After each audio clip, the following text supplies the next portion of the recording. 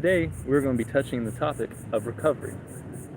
Now, we'll be using a lot of personal journey from me and of others around me to give tips to anyone looking for advice, or even if you're not looking, at least learn something from today. We will be going into the steps of exercise to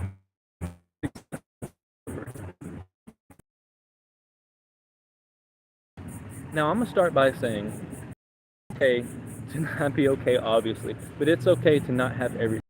You do not need to have a routine of wake up, work out, study your books, learn a different language, and get ready to work.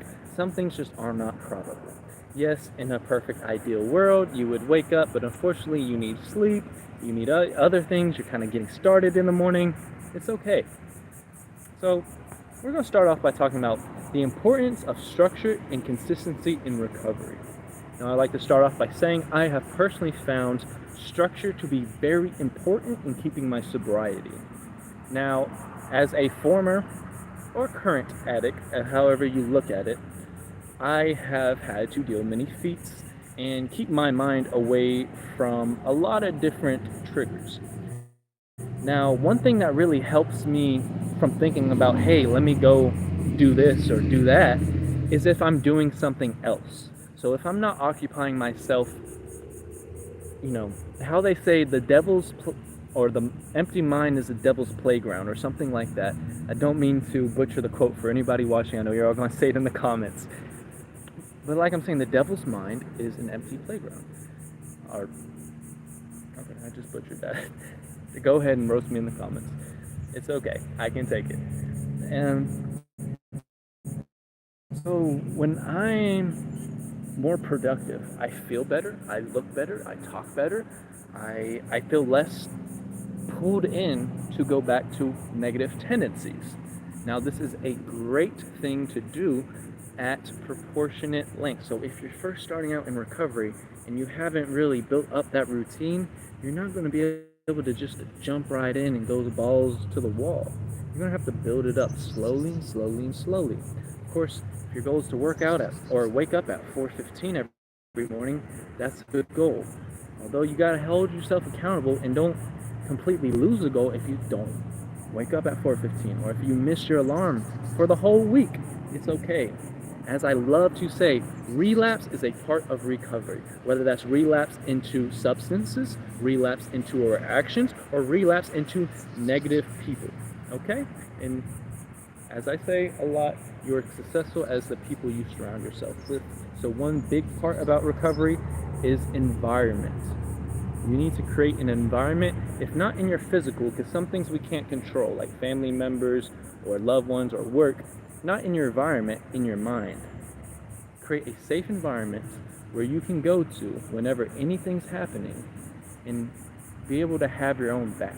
Because at the end of the day, any substance abuse or any addiction does not have to deal with the substance itself, but what you're trying to do. Per se, someone gets hooked on kratom because they're trying to come off of caffeine. It's not because the kratom's super addictive, although it is. It's because you're trying to come off of caffeine, so you already have that dopamine release from using caffeine, so you start using this kratom, so you get an extra dopamine release, so you're just substituting one for the other. So instead of looking at a substance like caffeine, nicotine, to substitute, which is very popular around the AA and NA, Alcoholics Anonymous and Narcotics Anonymous for all the listeners, it's very important to them to have some type of sustenance. Like, you'll see, if you ever go to one of these meetings, you'll see people outside with cigarettes. It'll be 7 o'clock at night drinking coffee, because it is to prevent them from doing worse. It is a filler, okay? So what we want to do, if your life is a sandwich, we want that filler to be as great and as tasty as possible. So we want that filler to be your life. Your life needs to be amazing, okay? How are we going to make your life amazing? Your habits. Your habits create your lifestyle, okay? So we need to start with the habits. How do we create habits? We start structuring a routine. Start thinking about what you want, okay? Consistency isn't doing it every single day. Consistency is the push to do it even when you haven't done it, even when you fall. Consistency is getting up every time, not staying up the whole time. As long as you get back up, it's okay. I'm telling you right now, you do not have to punish yourself for who you were. It's who you are now and who you want to create. Create your own version of yourself, see it, believe it, and you can do it, okay? I believe in you. You got this. We got this. We already made it through. Say that to yourself. I already made it through. See the finish line? Go through the journey, all right? Love y'all.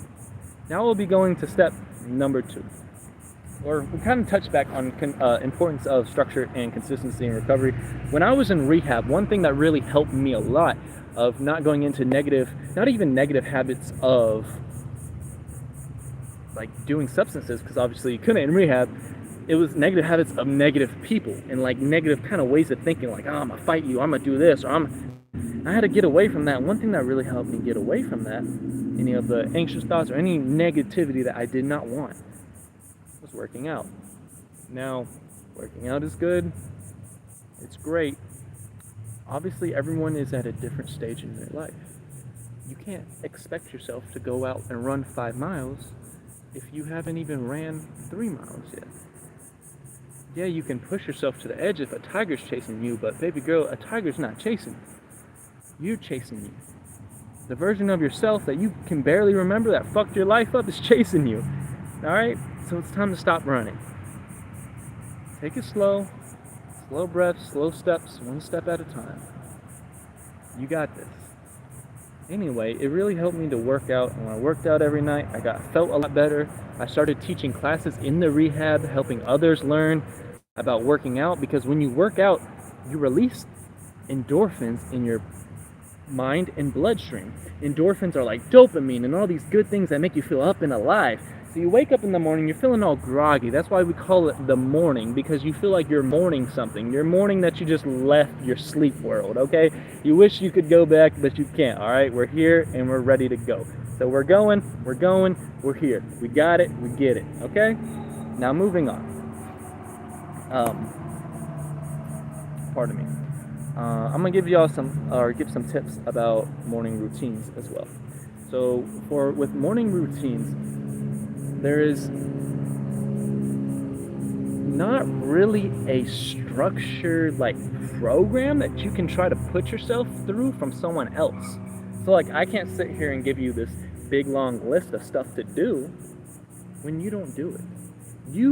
It's better for you to create your own program, your own structure, because you are going to hold yourself accountable. Because at the end of the day, the only person you lie to or let down is not me, it's yourself. Because when we lie to others and do all these negative things, yes, we are hurting others, but the main person we are hurting is ourselves, by making ourselves untruthful and unreliable and losing any good reputation and losing friends and all types of stuff that we just don't want to do. We want to have a good life, live peacefully, strive for the best success and prosperity that we can. Okay? Alright. Some good tips that I see, especially on the neurological side, or in the world of neurology, I see, as far as a morning routine, it starts with the night before. If I go to sleep, I think they say for every hour before midnight that you go to sleep, it counts as 2 hours. Now, whether that's just a myth, I find it pretty true in my life. So if I go to sleep at 7 p.m., I will wake up at 1 in the morning and feel refreshed and well. If I go to sleep at 8 or 10, I will wake up at 1 in the morning, feel refreshed and well. If I go to sleep at a little later, like 11, I might wake up, I might kind of push it. But between the hours of 10 and 2, you definitely want to be sleeping and resting, especially if you're working out, because between 10 p.m. and 2 a.m. is where you have the highest spikes in growth hormone. Now, growth hormone gets a lot of bad rep because steroids and all this, but growth hormone does not mean growing muscles. It's growing your brain. It's growing everything, growing your skin, growing your body, helping your organs recover. It doesn't just mean growth. It's growing old tissue.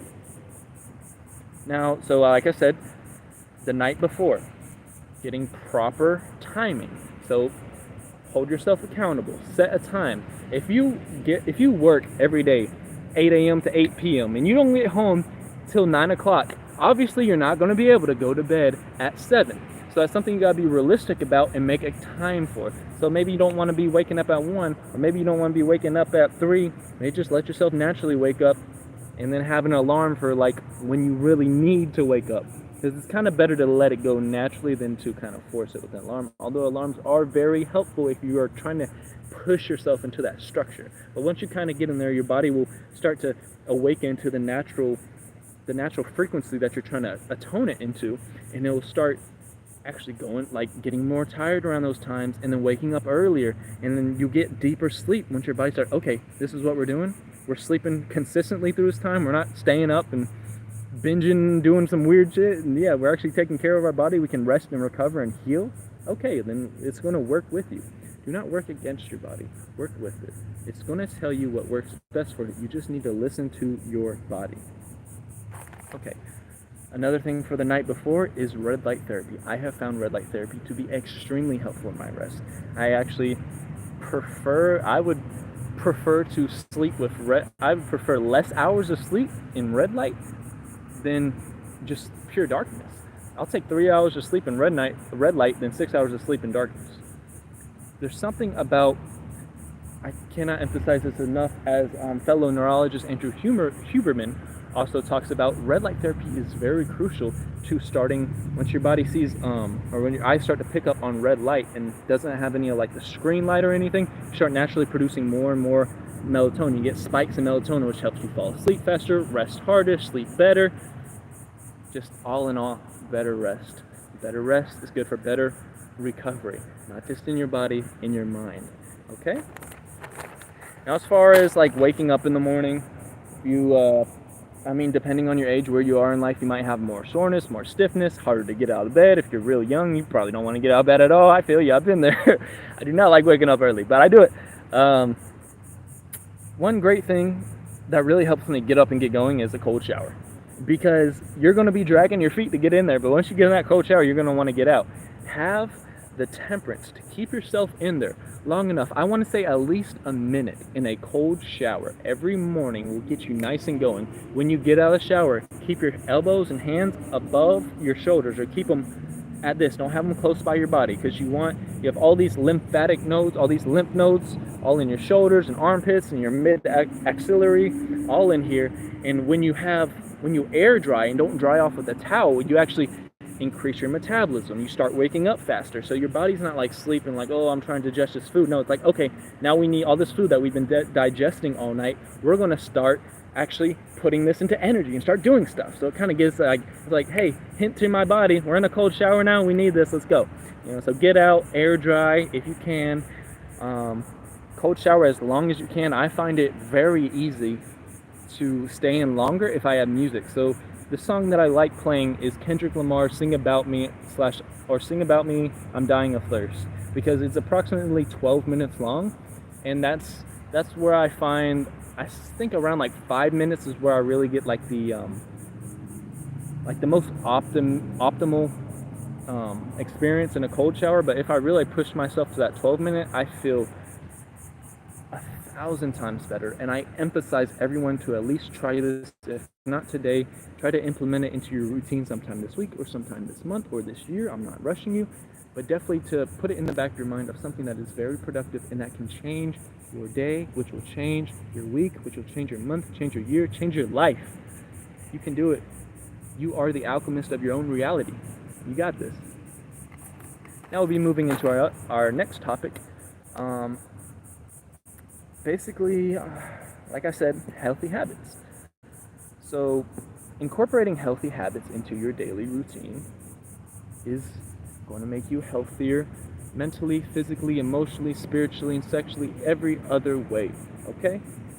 So you want to start off, of course, one of the most important healthy habits to do is exercise. Now, not everybody can go to the gym and throw down a bunch of weight, which is not really the best way to exercise. Calisthenics are better, personally. That's just how I feel in my joints after seizures.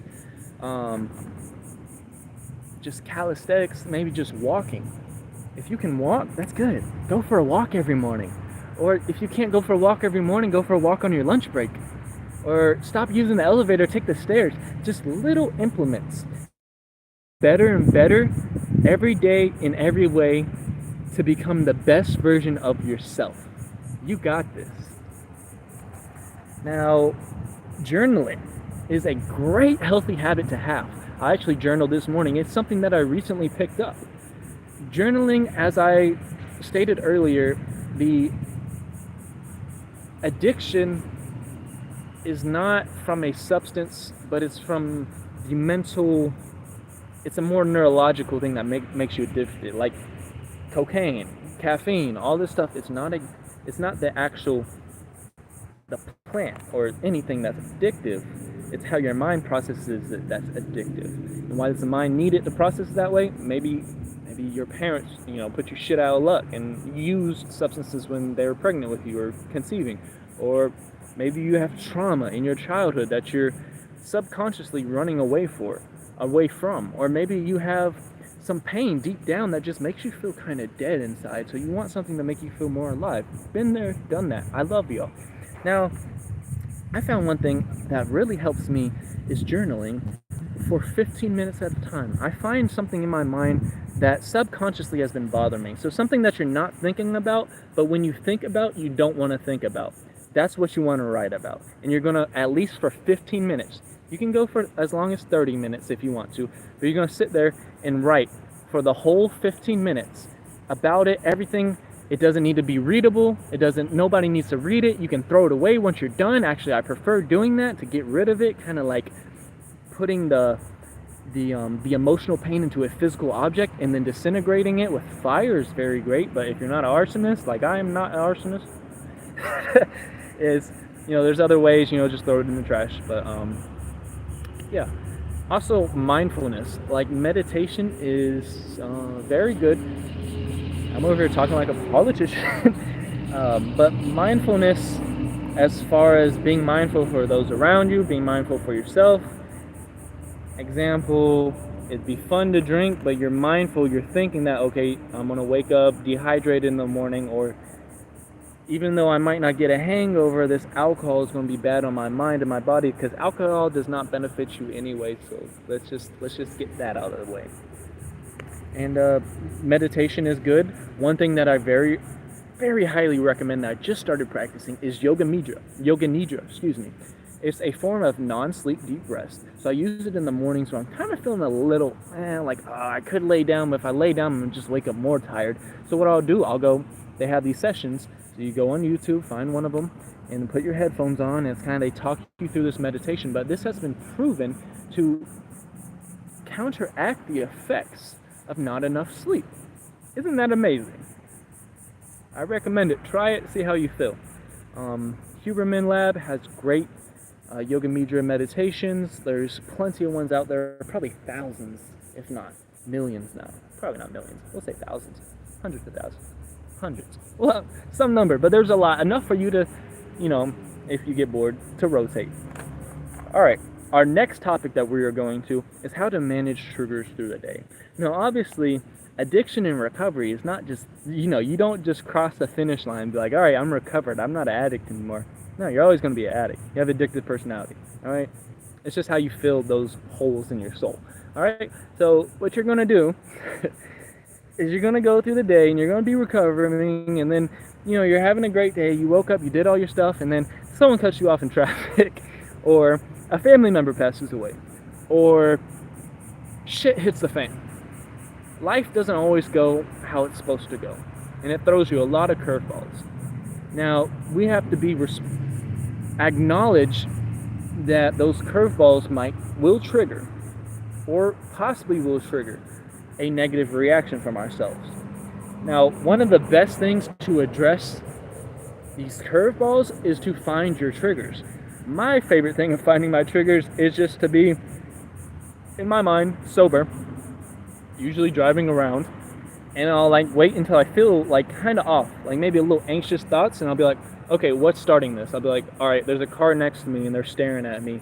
That's a trigger for my anxiety. Being stared at in traffic is a trigger. Traffic in general is a trigger for anxiety. So finding these, listing these, and complying all your triggers kind of gives you a list of, okay, whenever I'm in these situations, I'm going to be more mindful for myself, to be aware that something possibly could happen. I could get triggered. And because I'm already aware of it, I'm less likely to have a negative response. And I can actually transmute it and alchemize it into a positive experience. fantastic.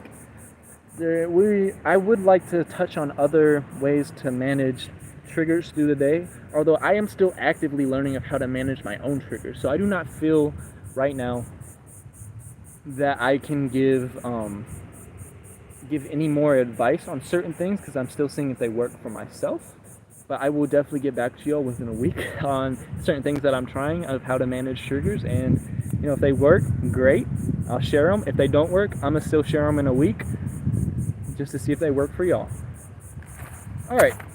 Now, to finish it off, probably could have started with this, but we're going to talk about success stories. I've had a lot of friends through rehab turn their lives around just by focusing on their body. Which it sounds, you don't want to be that person that's like, oh, I need to get bigger, I need to work out, and this. But, you got to take care of your body. Especially saying if you're an addict, our neurodegeneration is probably coming on a little more onset before 25. So at 25, your brain starts to degenerate. You have neurodegeneration that slowly just goes down and just, the speed of how fast your brain thinks and all these other things, they slowly start to go down and down and down. When you see someone that's like 75, you gotta think that's someone who's had 50 years of neurodegeneration. You mix that with alcohol, you mix that with substance abuse, you mix that with poor sleep, it's not really going to be good. But if we start this now, even if you're already way past in your 30s, 40s, 50s, 60s, 70s, 80s, you can start now and actively create new neurons and nerve cells in your brain through different practices. When you do something uncomfortable, your hypothalamus and pineal gland grow. That is the control center of your brain. So any new experience, learning another language, learning to play guitar, anything hard, like going for a run every morning. You don't want to wake up and go for a run, but you do that shit. And because you do that shit, your body rewards you, makes your brain bigger. You can grow a bigger brain even well into your 80s. Even with neurological degeneration. It's been shown possible many, many times. Now, I'm going to relate this back to my own success story. We're going to wrap up really soon here. I just wanted to say I appreciate everyone for being here. And before I really start my success story, I do not want anyone to be triggered by this. I'm being very vulnerable right now and opening up about all of this. So I would appreciate if everyone respects my vulnerability. Now, we're going to start with my own success story. Hi, my name's Eli Lennard. I'm an addict. Drug of choice doesn't matter. We're not going to talk about that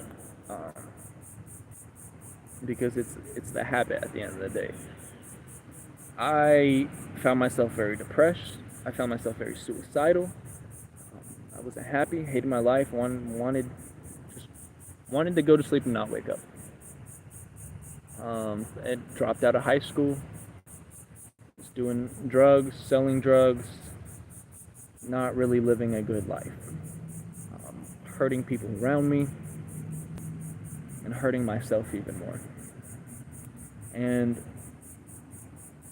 thankfully, fortunately, I was arrested. I had felonies for drug possession and grand theft arson. So, thankfully for the drug charges, they sent me to a rehab, like 7 hours away from where I lived. And I thought it was the worst thing ever, but it turned out to be the best thing ever in my life. Because I was running from so much. And the thing is, I couldn't process all this. I had a friend kill himself that happened like 4 years before this, and I still had it deep in my soul because I hadn't talked to anyone about it. And it's important to, if not get it out by talking, to write about it, because there's so much that we pent up, and the more you keep it suppressed, the larger that void grows, and the more it just sucks in, the more it just devours you. So you gotta just, it sounds very hippie, but you gotta talk about it, man. You know, you can act like, oh, I don't need to talk about it, I'm strong. Shut up. Shut up. Shut up. You're hurt. You're hurting inside. We all are. Everyone's going through a silent struggle or suffer that nobody knows about. All right? A big thing in recovery is community. That's what really helped me. Because I was one of the older kids in the rehab, because it was a youth rehab, because I was still under 18. And I started off, just just like a shithead. Once I started to get to it and learn, I was like, all right, I want to get out of here. I'm going to start working with the program. And once I did that, I really started, I was like, all right, I'm gonna start working out. I'm gonna start taking care of my health. I'm gonna start journaling. I'm gonna try meditating. I start picking up on all these things that they're teaching us. And I started teaching workout classes and doing all this great stuff. And that really gave me this inspiration, like, I can help myself. I was always thinking, like, I don't need help, but it's because I didn't want anyone else to help me, because I didn't want to burden them with my problems. It's like, I don't need to burden anyone with my problems because I can help myself. Anyway,